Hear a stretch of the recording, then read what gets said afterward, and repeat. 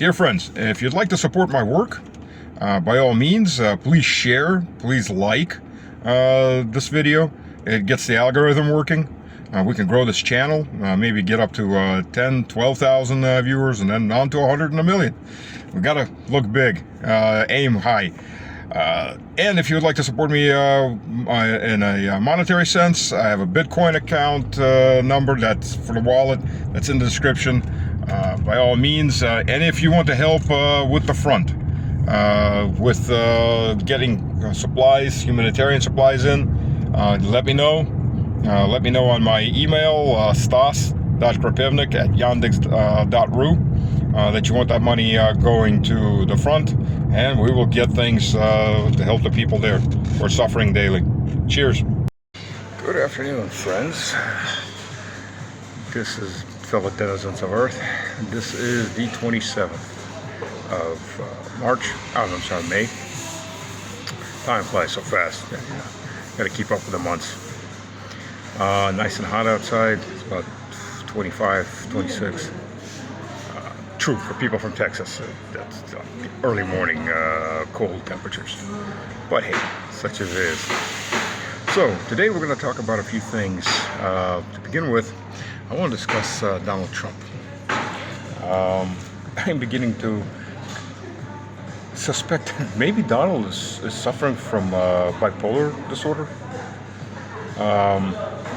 One day he's happy, the next day he's some kind of depressed or angry, or maybe just the thing that a lot of old people get, where they just get irrationally angry at things. My own father went through that, just irrational bouts of anger that had no real foundation for that kind of emotional overload. For some of them, I think it is with age, the brakes wear away, the emotional brakes, maybe. But you got to look at this. Either that, or A, Trump is absolutely ignorant, butt-ass ignorant, or B, he's getting really crappy briefings from Tulsi Gabbard.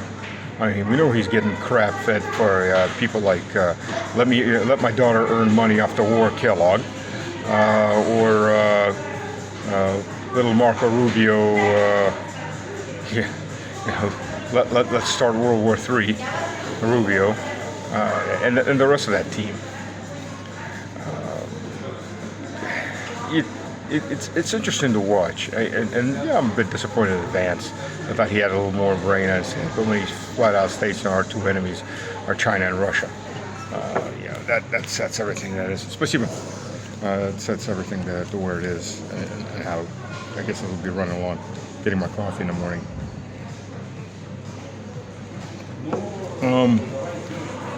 So anyways, so one journalist asked Trump, because Trump goes off, Putin's gone insane, he's just lobbing so many missiles into that city, it's mass casualties. Yeah, Kiev got bombed how many times, and 12 people died or were injured. Actually, I think they're all injured. That's precision strikes. America is incapable of that level of precision strikes. Let's be realistic. The old Tomahawks don't do that kind of level of precision strikes. That's why Trump shite himself when the Iranians did that kind of precision strikes in retaliation for Trump murdering Salami, who was on a peace mission. The Iranians said exactly where they were going to hit, on which American base, and hit exactly the buildings that they said they were going to hit. And the U.S. could do nothing but watch. So Russia has that precision capacity, well past what the U.S. had. The U.S. had a monopoly in precision back in the 90s and the 2000s, and started wearing away by the mid-2010s, and is gone totally. It has no monopoly on precision strikes. Quite a few countries have it, and better than what the U.S. does. U.S. It developed what it developed. It spent a lot of money on quote, new developments that never really went anywhere for the most part, because the point was to make as much money as possible, scamming the system. American equipment isn't made to be combat effective. American equipment isn't made to be easily deployable on the battlefield. American equipment is made to be expensive. It is a stream. It is a revenue stream, first and foremost, because the crap breaks all the time. I mean, look, the M1 Abrams tank was the American answer. That was a really crap answer in the first version to the T-72. So the T-72 comes out, which is a tank you can fix on your, on your feet, wherever, standing in knee-deep mud. You can fix that tank with a couple screwdrivers, a wrench, and some bubble gum. And then you got the Abrams, which, God forbid if you have to break the engine down, because you can't on a battalion. It takes a battalion to a brigade level team to break the engine down. So if your engine gets, if the engine block, the turbine engine gets water in it, water does not compress. Gas is compressed. It gets water in it. That's it. It blows out. I had one of my tanks do that on a range, because the tank commander, this E6, he kind of forgot to cover up the vents when it was raining really hard, the intake vents. So, flame shot out about 3 meters out of its arse, big puff of smoke, and that's it. And true, the sales pitch is, oh, you can disconnect the turbine in like 30 minutes. They drop a new turbine in, reconnect in 30 minutes, ready to go. Sure, yeah, if you got an experienced team, you can do that. Problem is if the tank's been running, that turbine is so damn hot, you'll be sitting there 3-4 hours waiting for it to cool, that you can actually get in there and start disconnecting it. Oh, reality check. And then that turbine has to be taken, disassembled. You're dealing with aviation mechanics. That's an aviation level turbine engine. You're dealing with aviation mechanics on a brigade level or at best at a battalion level structure that have to take that engine fully apart, drain and dry it, and assemble it back together, and replace whatever's been damaged by that big flame shooting out of its arse and the big puff of smoke when it just ground to a halt. Because grinding a turbine is not a good idea. It just doesn't work that way. A T-72, on the other hand, or whatever you want to say for it, when the M1 came out, the M1 was outgunned and outclassed by the T-72. The M1A1 made up for that, except for engine. Russia has turbine engine tanks too, the majority of the T-80s, but they're meant for the very northern areas, the permafrost, the Arctic. That's where they function, and they function very, very well in those areas. But then again, it's permanently cold. They don't have to cross rivers. There's not dust issues, so everything that damages a turbine engine.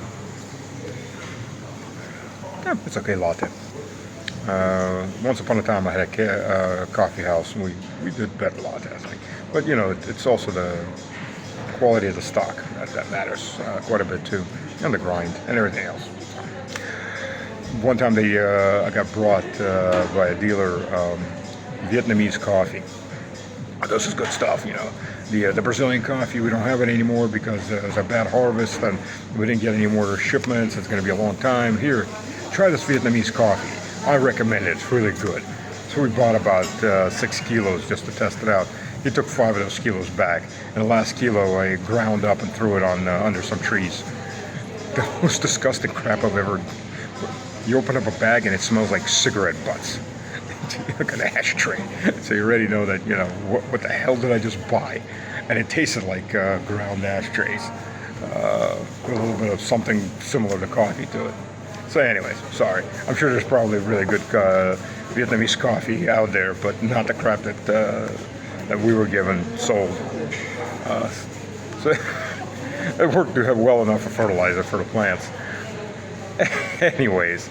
So Trump goes off on Putin. Oh, he's insane. He's shooting up Kiev. First of all, Mr. Trump, this is a war. Number 2, you weren't at war with Syria, and you shot how many cruise missiles at Syria? Let's just begin that. You just murdered about 1,000, maybe more Yemenis.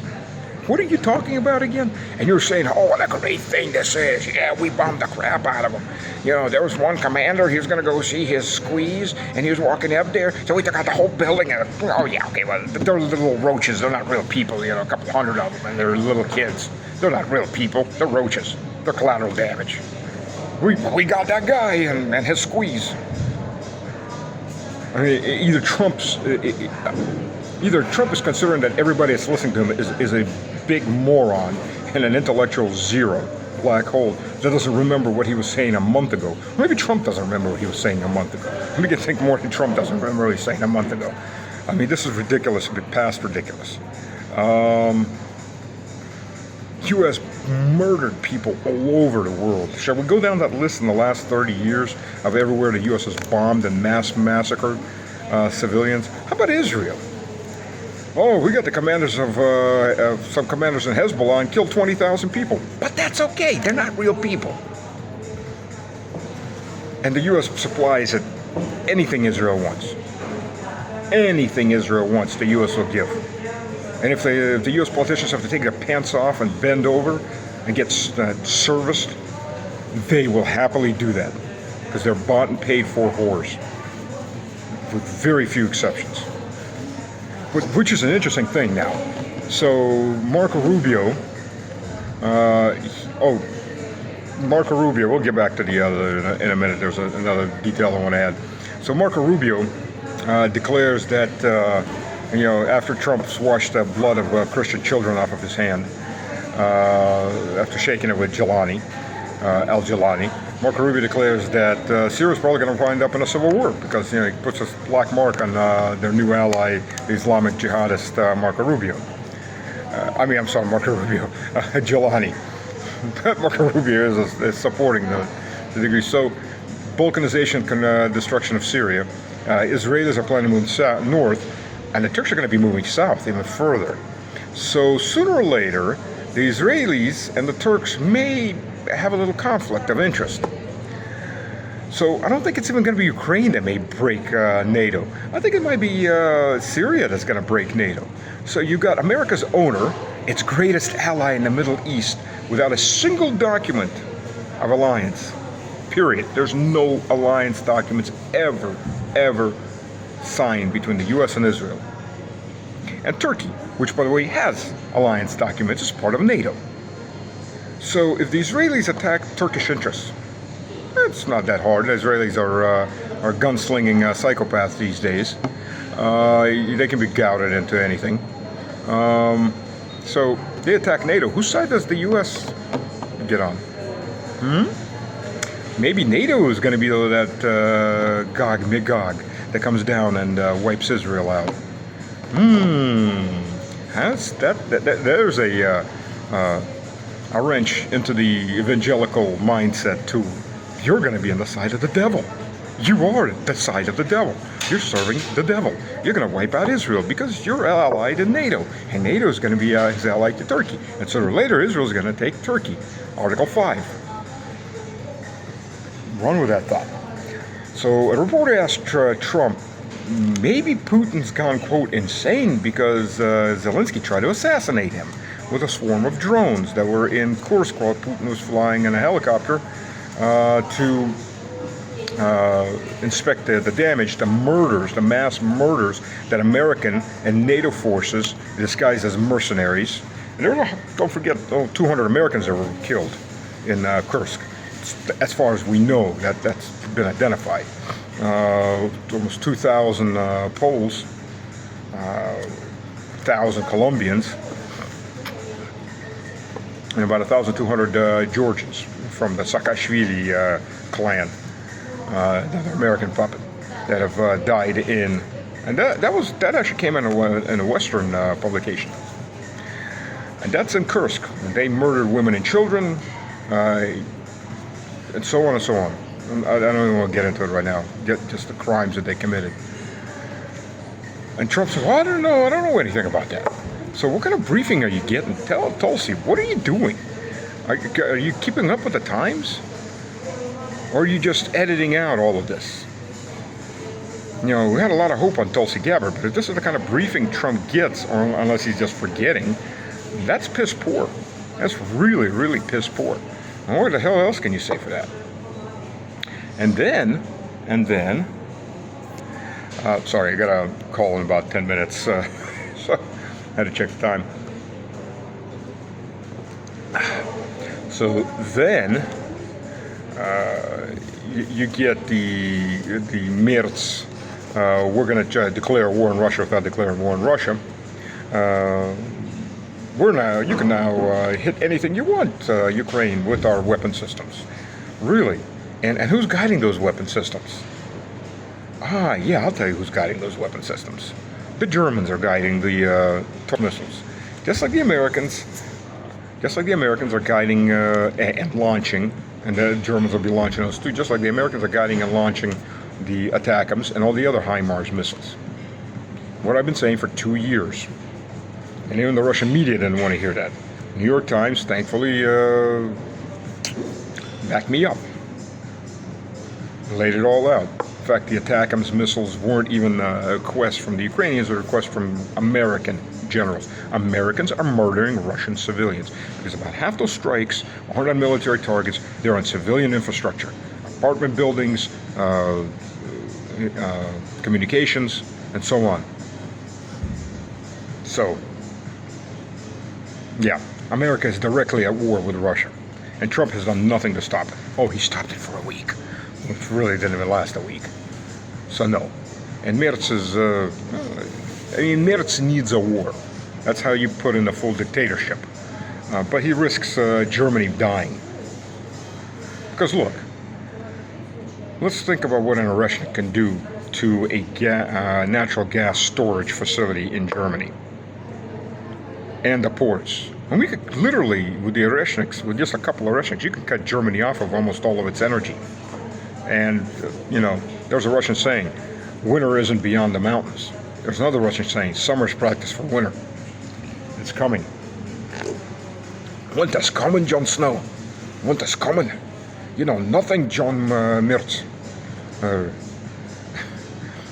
the problem, I'll tell you this, and I've said this on RT yesterday. Look at the idiots running the West. You have real estate brokers, you have financial specialists, you have people out of business who don't understand politics. They think negotiating in business is the same thing as negotiating politics.